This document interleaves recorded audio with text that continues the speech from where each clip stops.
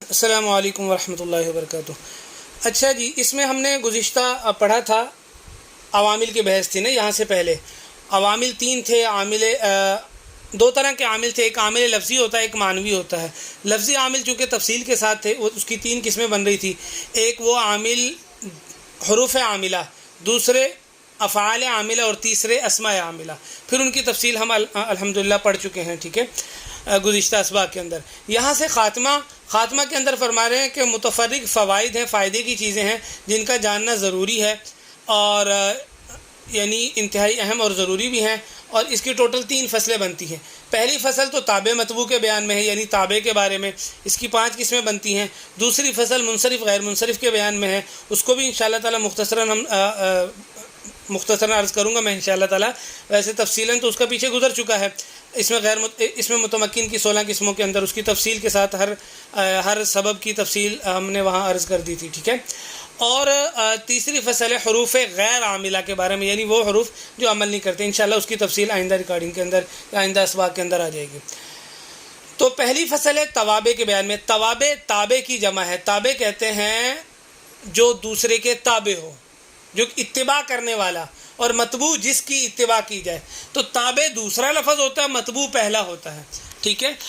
مطبوع کی اتباع کی جاتی ہے اور تابع اتباع کرتا ہے۔ تابع ایسا لفظ ہے، دوسرا لفظ ہے جو اپنے سے پہلے لفظ کی اتباع کرے، اس کے جیسا اعراب اپنائے۔ جو اعراب مطبوع کا ہوگا وہی اعراب تابع کا ہوگا، ٹھیک ہے۔ یہ ایک مطلقاً اصطلاح ہے جو بتا دی میں نے تابع مطبوع کی۔ اس کے اندر پھر 5 قسمیں آ جاتی ہیں، 5 چیزیں آ جاتی ہیں: موصوف، صفت، مؤکد، تاکید، اور اس طرح مبدل من بدل، اور معطوف علیہ معطوف، اور عطف بیاں، ٹھیک ہے، 5واں آخر میں جو ہم نے ابھی پڑھا۔ اچھا، بہرحال یہ تابع اور مطبوع کی بات ہوگی۔ تابع آپ کو سمجھ آ گئی۔ پہلے لفظ کو مطبوع کہتے ہیں جس کی اتباع کی جائے، اور دوسرے کو تابع کہتے ہیں۔ تابع کا حکم کیا ہے؟ ہمیشہ اعراب میں مطبوع کے موافق ہوگا۔ اگر مطبوع پر پیش ہے تو تابع پر بھی پیش ہوگی، مطبوع پر زبر ہے تو تابع پر بھی زبر ہوگی۔ رفع نصب جر میں سے جو بھی اعراب مطبوع پر آئے گا وہی تابع پر آئے گا۔ تابع کتنی طرح کا ہوتا ہے؟ 5 طرح کا ہوتا ہے۔ اس کی 5 قسمیں بنتی ہیں۔ پہلا ہے صفت۔ صفت تابع ہے۔ اس کا مطبوع کیا ہے؟ اس کا مطبوع موصوف کہلائے گا، ٹھیک ہے، جس کی اتباع کرے گا۔ موصوف وہ ہے جس کی صفت بیان کی جائے۔ صفت کیا ہوتا ہے؟ صفت ایسا تابع ہے جو اس معنی کو بتائے، اس معنی پر دلالت کرے جو مطبوع کے اندر یعنی موصوف کے اندر پائے جاتے ہوں۔ جیسے مثال کے طور پر بسم اللہ الرحمن الرحیم، شروع اللہ کے نام سے جو رحمان ہے اور رحیم ہے۔ تو رحمان اور رحیم یہ صفت ہیں کس کی؟ اللہ کی۔ کس کی صفت ہیں؟ اللہ کی۔ تو لفظ اللہ یہاں موصوف ہے، اس کی صفت بیان کی جا رہی ہے، اور یہ اس کی صفت ہے۔ دیکھیں، اللہ کے نیچے زیر ہے تو الرحمن کے نیچے بھی زیر ہے، اور الرحیم کے نیچے بھی زیر ہے، ٹھیک ہے۔ یہ ہوتا ہے موصوف صفت کا معاملہ۔ مصنف نے یہاں مثال دی، جاءنی زید رجل عالم، آیا میرے پاس ایسا آدمی جو عالم ہے، ایسا آدمی جو عالم ہے۔ تو رجل موصوف ہے، یہاں عالم صفت ہے۔ رجل پر پیش ہے تو عالم پر بھی پیش ہے۔ تو رجل کو یہاں اگر ہم تابع مطبوع کی نظریے سے دیکھیں تو پھر رجل مطبوع ہے، عالم تابع ہے، ٹھیک ہے۔ لیکن تابع مطبوع کی چونکہ الگ الگ قسمیں، اس لیے ہم یہاں صفت موصوف کے اعتبار سے ان کو بتا رہے ہیں۔ اب جو صفت ہے نا وہ 2 طرح کی ہوگی۔ ایک وہ صفت ہے جو اس معنی کو بتائے جو اس کے مطبوع یعنی موصوف کے اندر پائے جا رہے ہیں۔ دوسری صفت وہ ہے جو اس معنی کو بتائے جو اس کے مطبوع کے اندر تو نہ پائے جا رہے ہوں، اس کے موصوف کے اندر تو نہ پائے جا رہے ہوں، بلکہ اس کے موصوف کا جو متعلق شخص ہے نا اس کے اندر پائے جا رہے ہوں، ٹھیک ہے۔ اچھا، پہلی قسم کیا ہے؟ اس معنی کو بتائے جو مطبوع کے اندر موجود ہیں۔ جیسے جاءنی رجل عالم، آیا میرے پاس ایسا آدمی جو عالم ہے۔ تو عالم ہونا یہ رجل کے اندر پایا جا رہا ہے، یہ پہلی قسم ہے۔ دوسری قسم کیا ہے؟ یہ ایسے معنی کو بتائے جو مطبوع کے متعلق کے اندر ہوں۔ جیسے جاءنی رجل حسن غلامہ یا ابوہ، آیا میرے پاس ایسا آدمی کہ حسن غلامہ، اس کا غلام حسین ہے یا اس کا باپ حسین ہے۔ تو اب جو حسن کی صفت ہے یہ رجل کی بتائی جا رہی ہے؟ نہیں، بلکہ اس کا متعلق جو شخص ہے باپ یا غلام، اس کے بارے میں اس کی صفت بیان کی جا رہی ہے۔ تو یہاں صفت رجل کی نہیں ہے بلکہ رجل کے متعلقات کی بیان کی جا رہی ہے. یعنی صفت کی دوسری قسم یہ ہے، یہ وہ معنی بتائے گی، وہ صفت بتائے گی جو مطبوع کے اندر نہیں پائے جا رہے بلکہ مطبوع کے متعلق کے اندر پائے جا رہے. تو یہ دو قسمیں ہوگی. پہلی قسم جو موصوف کے اندر جو معنی ہے ان کو بتائے گی، دوسری قسم جو مطبوع کے متعلق کے اندر معنی ان کو بتائے گی. پہلی جو قسم ہے نا صفت کی، وہ اپنے موصوف کے ساتھ 10 چیزوں میں موافق ہوگی. جو موصوف ہوگا اس کا ان 10 چیزوں میں سے وہی صفت کے اندر صفت بھی ویسی ہی ہوگی. اچھا، اور جو دوسری قسم ہے صفت کی جو اس معنی کو بتائے جو مطبوع کے متعلق کے اندر پائے جا رہے ہیں، وہ اپنے موصوف کے 5 چیزوں میں موافق ہوگی. ٹھیک ہے. اچھا، پہلی جو قسم ہے وہ 10 چیزوں میں موافق ہوگی. وہ کون کون سی 10 چیزیں ہیں؟ معرفہ اور نکرہ ہونا، تعریف تنکیر. اگر موصوف معرفہ ہے تو صفت بھی معرفہ ہوگی، موصوف نکرہ ہے صفت بھی نکرہ ہوگی. تذکیر تانیث، موصوف مذکر ہے صفت بھی مذکر ہوگی، موصوف مؤنث ہے صفت بھی مؤنث ہوگی. افراد تثنیہ جمع، موصوف واحد ہے صفت واحد، موصوف تثنیہ جمع ہے تو صفت بھی تثنیہ جمع میں سے وہی ہوگی. اور رفع نصب جر، 3 چیزیں ہوگی، 10 چیزیں مکمل ہوگی. موصوف پر رفع ہے تو اس پر بھی رفع آئے گا، صفت پر بھی رفع. موصوف پر نصب ہے اس پر نصب، موصوف پر جر ہے تو اس پر بھی جر آئے گا. ٹھیک ہے. تو جو اعراب جو ان 10 چیزوں میں سے موصوف ہوگا وہی یہ صفت ہوگی. جیسے عندی رجل عالم، میرے پاس ایک آدمی ہے جو عالم ہے. ٹھیک ہے.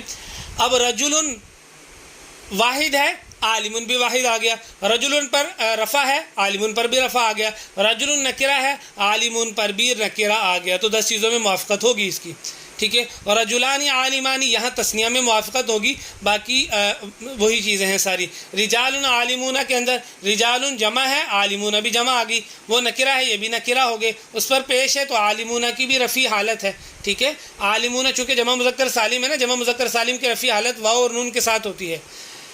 اچھا جی، آگے امرأۃن عالمۃن، یہاں دیکھیے گا موصوف امرأۃن مؤنث ہے تو عالمۃن بھی مؤنث آگے، عالمن نہیں آیا بلکہ مؤنث آیا، موافق آیا اپنے موصوف کے. اور وہ اس پر پیش ہے، رفع ہے، اس پر بھی رفع آ گیا. وہ واحد ہے، یہ بھی واحد ہے، اور وہ نکرہ ہے، یہ بھی نکرہ ہو گیا. اسی طرح امرأتان عالمتان اور نسوۃ عالمات. دوسری جو قسم ہے صفت کی وہ 5 چیزوں میں موافق ہوگی، معرفہ نکرہ ہونے میں، رفع نصب اور جر میں، بس. ٹھیک ہے. اور کون 5 چیزوں میں موافق نہیں ہوگی؟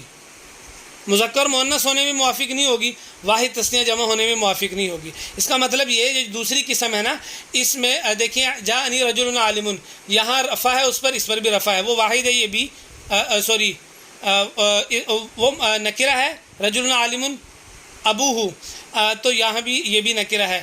اور اس پر پیش ہے تو اس پر بھی پیش ہے، لیکن مذکر اور مؤنث ہونے میں موافق نہیں ہوگی، اور اسی طرح واحد تثنیہ جمع ہونے میں موافق نہیں ہوگی. آگے مصنف رحمۃ اللہ علیہ قاعدہ بیان فرما رہے ہیں کہ موصوف تو ہمیں سمجھ میں آ گئی جس کی صفت بیان کی جائے.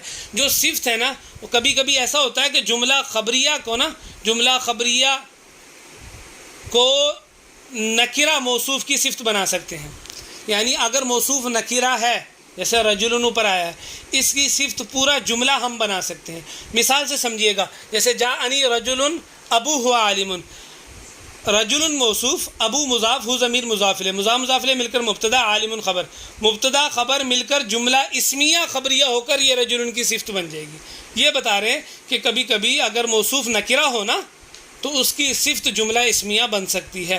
پھر لیکن ضروری اس میں یہ ہے ایک چیز کہ موصوف صفت کے اندر ایسی ضمیر کا ہونا ضروری ہے جو موصوف کی طرف لوٹ رہی ہو.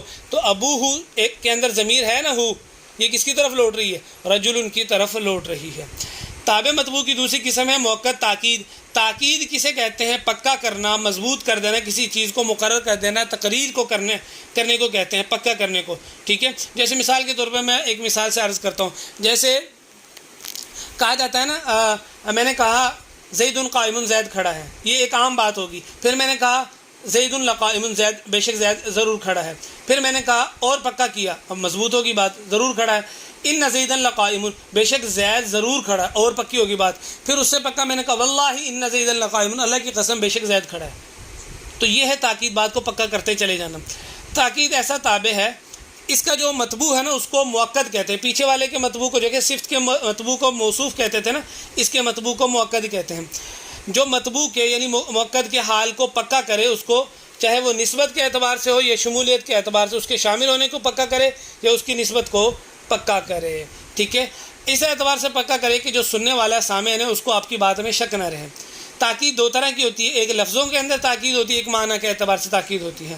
تاکید لفظی جو ہوتی ہے نا، یعنی لفظوں میں ہم نے تاکید کرنی ہے تو وہاں ہم لفظ کو مکرر کر دیں گے، یعنی 2 بار لے آئیں گے، ٹھیک ہے، جیسے زید قائم، ضرب زید، ان زید قائم، تینوں کی مثال دے دی۔ زید قائم یہ اسم کی مثال دے دی، ضرب زید یہ فعل کی تاکید کی مثال دے دی، ان زید قائم یہ حرف کی تاکید، کیونکہ ان حرف ہے، اس کی مثال دے دی، ٹھیک ہے جی۔ تاکید معنوی، جو الفاظ ایسے جو تاکید کا معنی دیتے ہیں اس کی بتا رہے ہیں، وہ 8 الفاظ ہیں، نفس، عین، کلا، کلتا، کل، اجمع، ابتع، اقطع، ابصع، ٹھیک ہے۔ جیسے جاءنی زید نفسہ، آیا زید، میرے پاس زید آیا، تو بھائی بات یہ سمجھ آ گئی نا آپ کو کہ زید آیا، لیکن نفسہ کے اندر کیا کہا، جاءنی زید نفسہ، آیا میرے پاس زید بذات خود، تو بھائی اگر ویسے آیا تو بھی بذات خود ہی آیا ہے، ٹھیک ہے، لیکن تاکید کے لیے نفسہ۔ اسی طرح جاءنی زیدان انفسہما، جاءنی زیدون انفسہم، عین کو بھی اسی پر قیاس کر لے، جاءنی زید عینہ، اسی اعتبار سے اس کو بھی بتا سکتے ہیں۔ اچھا جی، اور کلا اور کلتا یہ بھی تاکید کے لیے آتے ہیں، لیکن یہ صرف تثنیہ کے لیے استعمال ہوتے ہیں، تثنیہ کے ساتھ خاص ہیں۔ کلا تثنیہ مذکر کی تاکید بتائے گا اور کلتا تثنیہ مؤنث کی تاکید بتائے گا۔ اور اس کے جیسے جاء القوم کلہم اجمعون، اقطعون، ابطعون، ابصعون، یہ الفاظ رہ گئے۔ کہہ رہے ہیں جو اقطع، ابطع، ابصع، اجمع، یہ جو 3 الفاظ ہیں نا، یہ اجمع کے تابع ہیں، یعنی اس کے ماتحت ہیں۔ جہاں اجمع آئے گا وہیں یہ آئیں گے، نہ تو یہ اجمع کے بغیر آ سکتے ہیں، نہ اجمع سے پہلے آ سکتے ہیں، پہلے اجمع آئے گا بعد میں ہی یہ تینوں آئیں گے۔ یہ ہوگی تاکید کی۔ تیسری قسم تابع مطبوع کی ہے مبدل من اور بدل۔ مبدل من اور بدل، مبدل من اور بدل کیا ہوتا ہے؟ بدل تابع ہے، بدل کیا ہے؟ وہ بتائے گا اس چیز کو، اسی پر دلالت کرے گا جس پر مبدل من کی دلالت ہے۔ اس کا جو مبدل من ہے نا، جس پر اس کی دلالت ہے اسی پر بدل کی دلالت ہوگی۔ یہ مطلقاً میں نے بدل کی تعریف بتا دی۔ آگے بدل کی 4 قسمیں ہیں، ہر ایک کی تعریف علیحدہ علیحدہ ہے۔ بدل الکل، بدل الاشتمال، بدل الغلط اور بدل البعض۔ بدل الکل کیا ہے؟ وہ بدل ہے جس کا مدلول مبدل من کا مدلول ہو، یعنی اس کا مدلول بھی وہی شخص، وہی ذات، وہی چیز ہے، اور مبدل من کا مدلول، اور جو مبدل من ہے اس کا، جو اس کا مطبوع ہے، اس کی دلالت بھی اسی شخص پر، اسی چیز، اسی ذات پر ہے۔ جیسے جاءنی زید اخوکا، آئے میرے پاس زید، تیرا بھائی زید میرے پاس ہے۔ اب بتائیں زید کی دلالت زید پر ہے یا نہیں ہے؟ زید پر ہے۔ اخوکا کی دلالت بھی زید پر ہے، تو زید سے مراد بھی زید ہے، اخوکا سے مراد بھی زید ہے۔ تو آیا میرے پاس زید تیرا بھائی، زید مبدل من، اخوکا بدل، مضاف مضاف الیہ مل کر بدل بن جائے گا۔ تو یہ ہے بدل الکل، دونوں کی دلالت ایک ہی چیز پر ہوتی ہے۔ بدل البعض، بعض کہتے ہیں کچھ کو، ٹھیک ہے، جز کو، حصے کو۔ بدل البعض کسے کہتے ہیں؟ وہ بدل ہے جس کا مدلول مبدل من کا مدلول کا جز ہو، یعنی یہاں جو بدل ہے نا، اس کی دلالت پورے مبدل من پر نہیں ہوگی بلکہ مبدل من کے ایک حصے پر ہوگی۔ جیسے ضرب زید راسو، زید کا سر مارا گیا۔ اب دیکھیے، زید سے مراد زید ہے، راسہ سے مراد زید ہے، لیکن پورا زید نہیں بلکہ زید کا سر مراد ہے، تو زید کا ایک حصہ مراد ہے۔ یعنی یہاں بدل پورے مبدل من کے پر دلالت نہیں کر رہا بلکہ مبدل من کے ایک جز اور حصے پر دلالت کر رہا ہے۔ بدل الاشتمال، اس سے نیچے اگلا سٹیپ آ گیا، اس سے نیچے والا سٹیپ آ گیا کہ یہاں اس کی جو دلالت ہے وہ مبدل من کے نہ تو پورے مبدل من پر ہوگی بدل الکل کی طرح، نہ مبدل من کے ایک جز پر ہوگی بدل البعض کی طرح، بلکہ مبدل من کے متعلق کوئی چیز ہے نا اس پر دلالت ہوگی۔ جیسے سلب زید ثوب، زید سے کپڑے چھینے گئے۔ اب جو زید ہے، زید کی دلالت تو زید پر ہے، ثوب کی دلالت نہ تو زید پر ہے نہ زید کے کسی جز پر ہے بلکہ زید کے متعلق جو جڑے ہوئے جسم سے کپڑے ہیں اس پر دلالت ہو رہی ہے۔ یہ ہے بدل الاشتمال۔ اور آخر میں چوتھا بدل الغلط ہے، وہ ان تینوں سے تھوڑا سا مختلف ہے کہ بندہ بولنا کچھ چاہ رہا تھا، زبان سے کچھ نکل گیا، پھر اس کو درست کرے کسی اور لفظ کے ساتھ، اس کو کہتے ہیں بدل الغلط۔ مثال کے طور پہ میں یہ کہنا چاہ رہا تھا کہ میں گدھے کے پاس سے گزرا، میں نے کہہ دیا مررت برجل، میں آدمی کے پاس سے گزرا، تو پھر میں نے کیا کہا؟ دیکھیں میں اردو میں آپ کو تھوڑی سی مثال سے سمجھاتا ہوں، غور سے سنیے گا میرے الفاظ۔ میں آدمی کے پاس سے گزرا گدھے کے پاس سے، سمجھ آ گئی میری بات؟ فوراً اس کو دوسرے لفظ سے اس کو درست کر دیا. تو اسی طرح مررت برجل حمار، میں گزرا آدمی کے پاس سے، حمار کے پاس سے یعنی گدھے کے پاس سے. تو یہ ہے مبدل من بدل. تو یہاں جو بدل ہے وہ تابع ہے، اور مبدل من جو پہلا لفظ ہے وہ کیا ہے؟ وہ کیا ہے؟ مطبوع ہے. ان دونوں کا اعراب بھی ایک جیسا ہوگا. دیکھیں جاءنی زید اخو کا اعراب ایک جیسا ہے. ضرب زید رأسہ، زید اور راس کا اعراب ایک ہی ہے. صلب زید صوبہ، زید اور صوب کا اعراب ایک ہی ہے. مررت برجل حمار، رجل اور حمار کا اعراب ایک ہی ہے، کیونکہ یہ تابع مطبوع ہے اور تابع مطبوع کا اعراب ایک جیسا ہوتا ہے. ٹھیک ہے. چوتھی قسم ہے تابع مطبوع کی عطف بحرف، یعنی جس کو ہم کہتے ہیں معطوف علیہ اور معطوف. یہاں ہوتا یہ ہے کہ ایک کلمہ پہلے ہوتا ہے ایک بعد میں ہوتا ہے، ان دونوں کے درمیان میں حرف عطف ہوتا ہے اور وہ حرف عطف ان دونوں کو جوڑ دیتا ہے. ٹھیک ہے. ایسا تابع ہے جو کہ مقصود ہو نسبت سے اپنے مطبوع کے ساتھ، حرف عطف کے بعد. جیسے جاءنی زید و عمرو، آیا میرے پاس زید اور عامر. اب واو نے عامر کو بھی زید کے ساتھ جوڑ دیا، نسبت میں آنے کی نسبت میں جوڑ دیا. حرف عطف جو اچھا اب یہاں جو پہلا کلمہ ہے زیدن اس کو معطوف علیہ کہیں گے، واو کو درمیان میں حرف عطف کہیں گے اور عمر ان کو معطوف کہیں گے. دونوں کا اعراب ایک جیسا ہوگا کیونکہ تابع مطبوع کا اعراب ایک ہی ہوتا ہے. تو زیدن اور عمر ان کا اعراب سیم ہے، ایک ہی ہے. حرف عطف 10 ہیں، ان کو انشاءاللہ تعالیٰ تیسری فصل میں ہم ذکر کریں گے. اس کو عطف نسق بھی کہتے ہیں. ٹھیک ہے جی.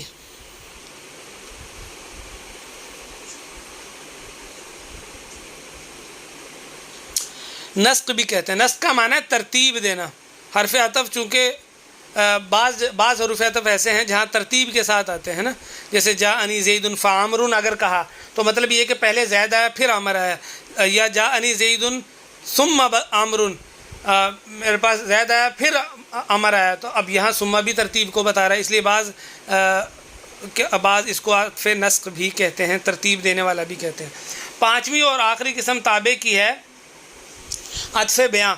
ایسا تابع ہے جو غیر صفت ہو اور مطبوع کو واضح کرے، یعنی یہ اپنے مطبوع کی صفت نہیں بن رہا لیکن پھر بھی مطبوع کو واضح کر رہا ہے. پیچھے ہم نے صفت پڑھی تھی، وہ بھی اپنے موصوف کو واضح کرتی ہے. رجل عالم، رجل سے ہمیں بات سمجھ میں نہیں ہے، عالم سے سمجھ میں آ گئی. ٹھیک ہے. تو اس نے بھی اپنی صفت کو واضح کیا، اپنے صفت ہو کر اپنے موصوف کو واضح کیا. یہاں جو عطف بیان ہے نا، یہ صفت نہیں بنے گا اپنے موصوف، اپنے سے پہلے والے کلمے کے لیے، لیکن پھر بھی اپنے موصوف کو واضح کرے گا. اس کو اس کی میں مثال سمجھا دیتا ہوں. ایک شخص کنیت نام سے مشہور ہے. اب اگر ہم اس کی کنیت بولیں گے تو وہ شخص سمجھ میں نہیں آئے گا، جیسے ہی نام لیا جائے گا وہ شخص سمجھ میں آ جائے گا. جیسے اقسم باللہ ابو حفص عمر، ابو حفص جب بولا تو ہمیں سمجھ میں نہیں آیا کون ہے، کیوں؟ جب عمر بولا تو سب سمجھ گیا عمر بن خطاب مراد ہے یہاں سے. تو چونکہ حضرت عمر رضی اللہ تعالیٰ عنہ کنیت سے نہیں مشہور تھے، عمر سے مشہور تھے، تو ابو حفص یہاں جو عمر ہے نا، یہاں یہ عطف بیان ہے، اس نے ابو حفص کو واضح کر دیا. ٹھیک ہے. اسی طرح دوسری مثال کے اندر یہ بتایا، اگر کوئی شخص کنیت سے مشہور ہو، اس کے الٹ بتا دی بات، کنیت سے مشہور ہو نام سے مشہور نہ ہو. جیسے کوئی شخص ابو عامر کے نام سے مشہور ہے، ٹھیک ہے، زید اس کا نام ہے، زید سے اس کو کوئی نہیں جانتا. اب میں نے کہا جاءنی زید، آیا میرے پاس زید، تو نہیں سمجھ آئی. جب ابو عامر کہا تو فوراً سب کو سمجھ میں آ گیا، اچھا ابو عامر مراد ہے. تو ابو عامر عطف بیان بنے گا زید کے لیے. یہ متفرق فوائد کے اندر 3 فصلیں بتائی تھی. تو پہلی فصل وہ ہوگی. دوسری فصل ہے منصرف اور غیر منصرف کے بیان میں. اس کی تفصیل تو ہم الحمدللہ پڑھ چکے ہیں. اس میں متمکن کی 16 قسموں کے اندر اس کے جو 9 اسباب ہیں، عدل، وصف، تانیث، معرفہ، عجمہ، جمع، ترکیب، وزن فعل اور الف نون زائدتان، ان سب کو ہم تفصیل کے ساتھ، اور ان ہر سبب کی کتنی اقسام بنتی ہیں، کیا کیا شرائط ہیں اس کا غیر منصرف کا سبب بننے کی، ٹھیک ہے، وہ ساری ہم پڑھ چکے ہیں. یہاں مختصراً مصنف رحمۃ اللہ علیہ نے ذکر کیا، ہم بھی اس کو گزار لیتے ہیں یہاں سے کیونکہ تفصیل ہم نے پیچھے پڑھ لی ہے. منصرف اور غیر منصرف. منصرف کسے کہتے ہیں؟ جس میں منع صرف کے اسباب میں سے 2 سبب نہ پائے جاتے ہوں. غیر منصرف وہ ہے جس میں منع صرف کے اسباب میں سے 2 سبب ہوں، یا اکیلا ایک سبب ایسا پایا جائے جو 2 کے قائم مقام ہو. اور وہ کون کون سے ہیں؟ الف مقصورہ، الف ممدودہ، جمع منتہی الجموع. ٹھیک ہے، یہ اکیلے ہی 2 سبب کے قائم مقام ہیں. اسباب منع صرف جو 9 جس کے اندر پائے جائیں گے وہ غیر منصرف ہوگا. اسباب منع صرف کتنے ہیں؟ 9 ہیں. عدل، وصف، تانیث، معرفہ، عجمہ، جمع، ترکیب، وزن فعل، الف نون زائدتان. ٹھیک ہے. عمر میں عدل ہے، اور عالم ہے. عدل ہے یعنی یہ کسی سے نکل کر آیا ہے. تو عرب کہتے ہیں عمر و عامر سے نکل کر آیا, اور عالم ہے یعنی نام ہے. بالکل ٹھیک ہے. ثلاث اور مسلس. ثلاث کہتے ہیں تین کو, مسلس بھی کہتے ہیں تین کو. جیسے قرآن پاک میں اللہ تعالیٰ نے فرمایا فَانكِحُوا مَا طَابَ لَكُم مِّنَ النِّسَاءِ مَثْنَىٰ وَثُلَاثَ وَرُبَاعَ, تم اپنی پسند کی عورتوں سے شادی کرو, دو سے, تین سے, اور چار سے. تو ثلاث یہ اس میں صفت ہے اور عدل ہے. تین ہونا یہ ایک صفت ہے, اور عدل ہے کس طرح کہ یہ جو ثلاث اور مسلس ہے یہ ثلاثتن سے نکلا ہے. طلحہ میں تانیث ہے, آخر میں تا آ رہی ہے, اور عالم ہے نام ہے. بالکل ٹھیک ہے. زینب میں تانیث ہے, تانیث مانوی ہے. ٹھیک ہے, کیونکہ یہ مؤنث کا نام ہے, اور عالم ہے نام ہے. اور حبلہ میں تانیث ہے اور الف مقصورہ ہے. الف مقصورہ وہ الف جس کے بعد الف نہ ہو. ٹھیک ہے. اچھا جی. اور حمراء میں تانیث ہے, الف ممدودہ ہے. الف ممدودہ جس الف کے بعد ایک اور الف ہو, جیسے حمراء, تو ایک الف کے بعد دوسرا الف آ گیا. یہ الف مقصورہ, الف ممدودہ, یہ اکیلے دو سبب کے قائم مقام ہے, لہذا ان کے ساتھ دوسرا سبب تلاش کرنے کی ضرورت نہیں ہے ان کو غیر منصرف بنانے کے لیے.